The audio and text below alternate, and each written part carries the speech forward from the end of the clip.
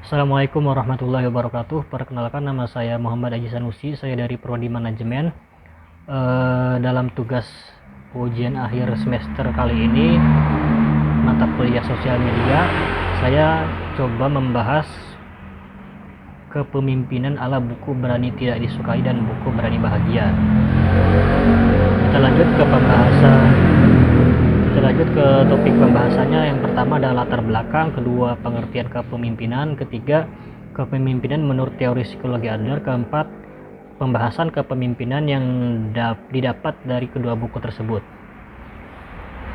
Lanjut ke latar belakang, yaitu latar belakangnya buku Berani Tidak Disukai dan buku Berani Bahagia merupakan buku yang ditulis oleh penulis dari Jepang, yaitu Fumitake Koga dan Ichiro Kishimi, yang mana buku tersebut berlandasan pada teori psikologi Adler. Teori psikologi Adler berorientasi pada individu dan perkembangannya. Adler percaya bahwa manusia didorong oleh usaha untuk superioritas dan kebutuhan untuk mengatasi rasa inferioritas. Ia menekankan pentingnya hubungan sosial dan perasaan memiliki dalam perkembangan individu. Selanjutnya, pengertian kepemimpinan. Kepemimpinan adalah kemampuan seseorang untuk mempengaruhi dan menginspirasi orang lain untuk mencapai tujuan bersama. Lanjut, kita bahas kepemimpinan menurut teori psikologi Adler. Menurut teori psikologi individual Alfred Adler, kepemimpinan adalah hasil dari perasaan inferior dan usaha untuk superioritas.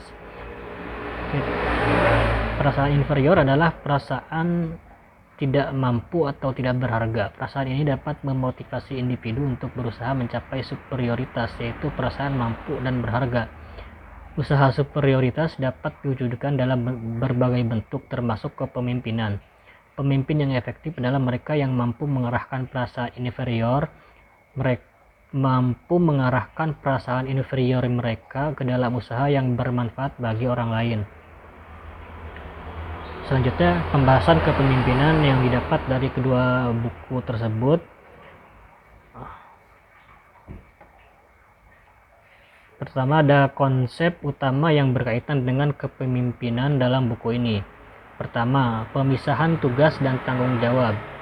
Artinya, pemimpin harus fokus pada tugasnya sendiri, yaitu menciptakan lingkungan yang kondusif dan bagi anggota tim untuk berkembang dan mencapai tujuan bersama. Kedua, kepercayaan dan rasa hormat. Pemimpin harus membangun kepercayaan dan rasa hormat dengan anggota timnya. Hal ini dapat dilakukan dengan menunjukkan empati, mendengarkan dengan penuh perhatian, dan memberikan umpan balik yang konstruktif. Ketiga, pemberdayaan. Pemimpin harus memberdayakan anggota timnya untuk mengambil keputusan dan menyelesaikan masalah secara mandiri. Hal ini dapat dilakukan dengan memberikan mereka otonomi, sumber daya, dan dukungan yang mereka butuhkan. Keempat, kolaborasi. Pemimpin harus mendorong kolaborasi dan kerjasama antar anggota tim. Hal ini dapat dilakukan dengan menciptakan budaya yang terbuka dan inklusif, serta dengan memberikan penghargaan atas kerjasama tim. Buku ini juga membahas beberapa sikap dan perilaku yang penting bagi pemimpin yang efektif, seperti keberanian. Pemimpin harus berani mengambil risiko, membuat keputusan yang sulit, dan menghadapi tantangan. Kedua, ketegasan. Pemimpin harus tegas dalam menegakkan nilai-nilai dan standar tim.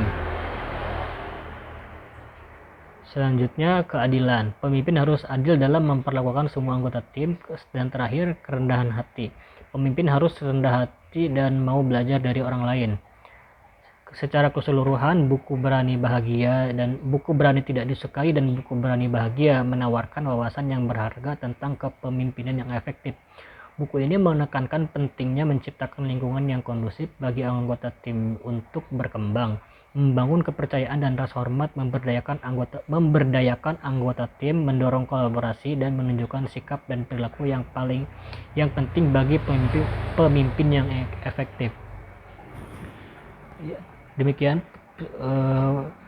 penjelasan mengenai kepemimpinan menurut konsep kedua buku tersebut, yaitu buku Berani Tidak Disukai dan Berani Bahagia. Mohon maaf bila ada kekurangan. Wassalamualaikum warahmatullahi wabarakatuh.